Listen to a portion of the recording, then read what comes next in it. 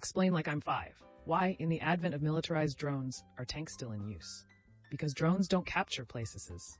And when people go places to capture them, they are vulnerable. So you would rather sit in a big box of steel and get hit by a drone than getting hit by a drone without a big box of steel. Big boxes of steel are often more useful if they can destroy things in their way that keep hindering from going further. So you still want tanks and other armored vehicles. It took it my places. Nasty tanksies. What does it have in its nasty little places? Just because something has a counter doesn't make it useless. As an explain like I'm 5, just because paper beats rock doesn't mean rock is pointless and should never be used. Scissors are so outdated. You'd never see a modern player with a scissors meta. A. It's very early in the development of modern drone warfare, so things need to play out to see what actually has changed. B. Unless you are a Soviet-era tank, you are not nearly as vulnerable to small FPV drones. In fact, most tank losses in the Ukraine war is to mines, not drones. It's just that you rarely see it. C. Eventually, you can't control an area without actually being there. If you want to hold ground or take it, you need actual presence. And tanks are still pretty effective at that. D. Not everywhere is the drone very effective. In the Hamas-Israel war, for instance, drones were used at the beginning and now a non-threat in that theater for Israeli armor, which is used rather extensively. There is much more effective use of traditional winged armed drones than what you see in Ukraine. E. Eventually, there will be effective denial measures developed and drone warfare will become a limited tool in the arsenal to be used when appropriate. Explain like I'm 5. If silver is the best conductor of electricity, why is gold used in electronics instead? One of the great things about gold is that, chemically, it is very stable. Under typical conditions, it's generally quite happy to just sit there and remain gold and not react with much in its environment. Silver is not as stable. More specifically, it's likely to tarnish over time, and as it tarnishes, it becomes less useful as a conductor. Silver will tarnish from humidity in the air, which is a pretty tough thing to avoid in many potential use cases. Other than scarcity, gold being so inert is why it's so valuable. It won't tarnish, rust, or degrade, and remain the piece of jewelry or electrical conductor for 100 years. Being inert is also a factor in its scarcity. If it formed soluble salts, we'd find gold ore accumulated somewhere, but instead it remains as solid gold and relatively few natural processes end up concentrating it. It is because silver is much more reactive. Essentially it rusts, especially if it is carrying a current. In the case of silver, we call silver rust tarnish. You don't want your circuits rusting. Gold, on the other hand, is darn near inert. To add to this, near all lengths of wire or traces are copper. Only the exposed parts of connectors are a thin plating of gold. There are tons of aluminum used for wires. Most utility power lines, for example, IRC. Al, because it's cheaper, I believe. Cu is a better conductor. Explain like I'm 5. If LTE was the benchmark for mobile speed back in 2008, why does it seem virtually useless in 2024? LTE was touted as the fastest data connection when it was released in the US back in 2008, as I recall, but is now just about useless on some of the same sites in 2024. Is it that they're sunsetting the technology and there's not as much bandwidth available? Or have modern websites bumped up their need for resources that much that LTE is no longer fast enough to power them?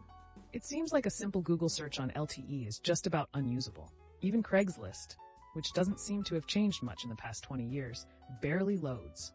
I'm a network engineer at a cell carrier, and sunsetting is pretty much the answer. LTE and 5G aren't a single technology with a set speed, but a collection of lots of different technologies that can achieve certain speeds in theory, but it's not necessarily guaranteed. Now that 5G is around, carriers are taking resources, spectrum, hardware, money that used to be dedicated to LTE and using it for 5G instead.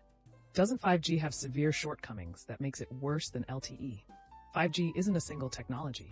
One type, M-Wave, does have some major disadvantages, including lack of penetration through walls and such. Other types of 5G use lower frequencies and don't have the same problem. Is not useless. When LTE came out, majority phones were 3G. Early adopters used LTE on a tower that wasn't crowded. As more and more people got LTE phones, towers got crowded and per device speed reduced. Same case will happen with 5G. 5G was already well over half the phones sold in 2023. When's this tower crowding going to start? 5G has a wider bandwidth, so it can accommodate more people. It will take a bit longer to see it compared to LTE. It will also depend the area you are in. High-density areas will see more degradation compared to low-density areas. average website weight in 2012 was around 200 kilobytes. In 2022, that rose to 2,000 kilobytes, so basically 10x increase.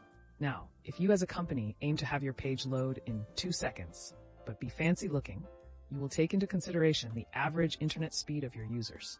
Since the speed is increasing, it allows you to create heavier pages. Thus, over time, that super fast LTE connection that you had back then needs to be 10 times faster to load the page today. Explain like I'm 5. I keep hearing the housing market in the USA had such a price surge because of demand increase and a lack of housing. Why did it happen all of a sudden? There wasn't some huge increase in people too. Secondly, what would it take for prices to change? There isn't a shortage of homes. There's a shortage of homes where people want to live. Urbanization is real, and every year more and more people move from rural areas to urban ones, and then neighboring areas urbanize as well. In my area, there is such an influx of new people that we are building apartment condo complexes now, whereas 10 years ago it would have been communities of single-family homes. To add to why, certain urban dedicated sectors have exploded. Tech, finance, and healthcare come to mind. Meanwhile, hundreds, if not thousands of towns that got built around being cheap labor are getting outcompeted by tech and foreign workers, i.e., the mill closed. My town has lost 20% of its population in 20 years. We lost a paper mill, a tire factory, and an asbestos plant. Homes here are cheap. As someone who used to live near a paper mill, I'm sure with a mill, asbestos factory, and a tire plant, your area smelled like shit. In addition to over things mentioned, millennials entered the height of their home buying years. Gen X was a smaller generation than baby boomers, so that helped keep housing prices relatively lower for a couple decades. Working from home is probably another factor. I'm in Australia, but I understand the US is similar. Around here, there has been a seismic physical shift in where office workers work, with effect on both employers and employees. Until recently, office workers worked in the offices supplied by their employer, and their homes did not need a home office. Post-COVID, many companies have been caught out with far more office space than they need because, especially if they are hot desking, their employees' place of work has shifted from the company office to home. Correspondingly, office workers now want an additional space or spaces at home to serve as the home office. This adds even more pressure to the residential housing market. Explain like I'm 5.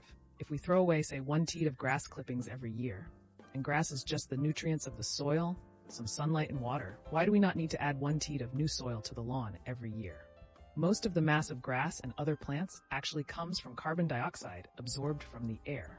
The plant uses a process called photosynthesis to combine water, carbon dioxide, and the energy of the sun to produce glucose, a type of sugar, which is used as a source of energy for the plant.